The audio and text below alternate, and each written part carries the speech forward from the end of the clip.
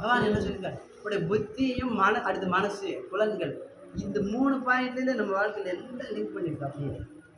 அதே மாதிரி தான் நம்ம புத்திக்கு மனசு கொஞ்சம் கொஞ்சம் வித்தியாசம். அதே மாதிரி மனம் எல்லாம் சம்மந்தப்பட்டது. புத்தி இந்த இடத்துல அறிவை சொல்லுவாங்க. புலன்கள் எல்லாமே எல்லாமே என்ன பண்ணுறாங்கன்னா, நமக்கு திருடர்கள் மாதிரி இருக்காங்க. நம்மளை வந்து கொள்ளையடிக்கிறதுக்கு வருது. புலன்கள் மனசு நம்மளை கொள்ளையடிக்கிறது. நம்ம கொள்ளையடிக்கிறது நம்ம பகவான்கிட்ட பிரிச்சிருமா.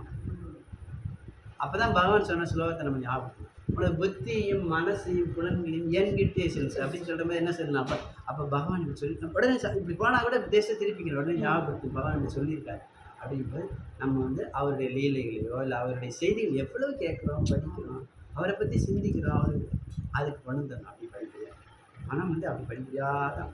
அன்றைக்கே சொன்னேன் இல்லையா, மனம் அவ்வளோ சீக்கிரம் அடங்காது, சூறாவளி காற்ற அடக்க முடியாதுங்கிற மாதிரி தான் மனசு அடங்குது. அப்படியாப்பட்ட மனசு கிருஷ்ணனுடைய நினைவுக்கு கொண்டு வரணும். அப்போ அந்த இடத்துல அதான் சொல்ல, புத்தி, மனம், புலன்கள், நம்பிக்கை. பாருங்கள், நம்பிக்கை நம்ம பல இடங்களில் வைக்கிறோம். ஆனால் பகவான்கிட்ட கம்மியாக தான் வைக்கிறோம். இது உலகத்தளவில் சொல்கிறது, உள்ளத்தளவில் இதுதான் உண்மையை நடக்கும். எல்ஐசி கூட நம்பி இருக்கும். இன்றைக்கி எல்ஐசி போட்டால் நம்ம வந்து வந்துடும் அப்படி நம்பி போடுறோமா இல்லையா? பேங்க்கை நம்புகிறோமா இல்லையா? ஆனால் பகவானை நம்புகிறோம். இதுதான் உண்மை.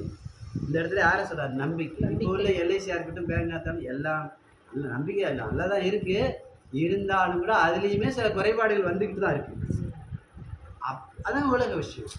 அதனால தான் அவர் என்ன சொல்கிறார் இந்த இடத்துல, புத்தி சொல்லிட்டாரு, மனசு சொல்லிட்டாரு, நம்பிக்கையும் சொல்கிறார். முதல்ல நம்ம நம்பிக்கையை முழுசாக பகவான்கிட்ட வைக்கணும். நிச்சயமாக பேங்க்கை நம்புகிறோம்ல, சாதாரண உலக விஷயத்துக்கு பேங்க்கில் ஒரு இன்வெஸ்ட் பண்ணுறோம், 5 வருஷம் 10 வருஷத்துக்கு போடுறோம், 2 வருஷம் போடுறோம், நம்பிக்கை தான் நாங்கள் வைக்கிறோம். வரும் அது கவர்மெண்ட் பேங்க்கு அப்படின்னு அப்படி தான் நம்புகிறோம். எல்ஐசி ஏமாற்ற மாட்டான்.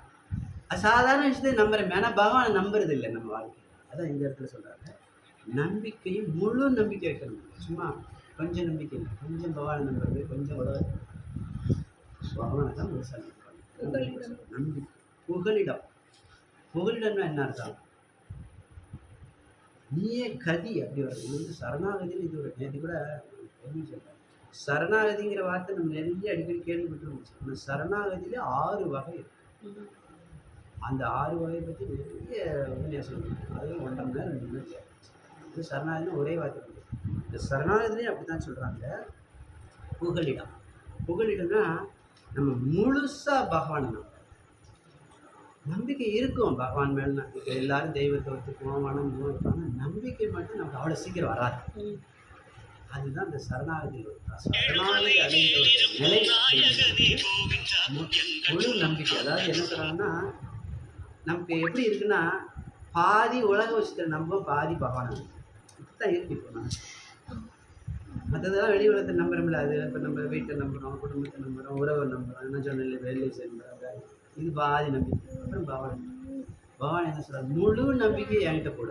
இதெல்லாம் வேண்டான்னு சொல்ல, இன்னொரு பக்கம் இருக்கிற ஒரு உதாரணம் சொல்ல, முழு நம்பிக்கை.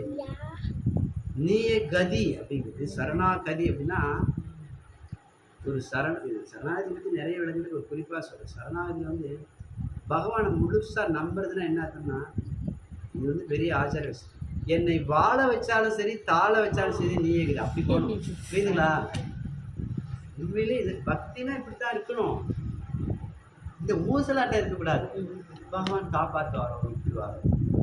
அப்போ அன்றைக்கெலாம் சொன்னாங்க, இப்போ கஷ்டமாக இருக்குது. இன்றைக்கெல்லாம் எனக்கு சொல்கிறாங்க, கோயிலே கும்பிட்டா அப்படி அவங்க இப்படி போனாங்க, இவங்க இதெல்லாம் எவ்வளோ முட்டாள்தனமான பேச்சு. நம்ம அதான் காது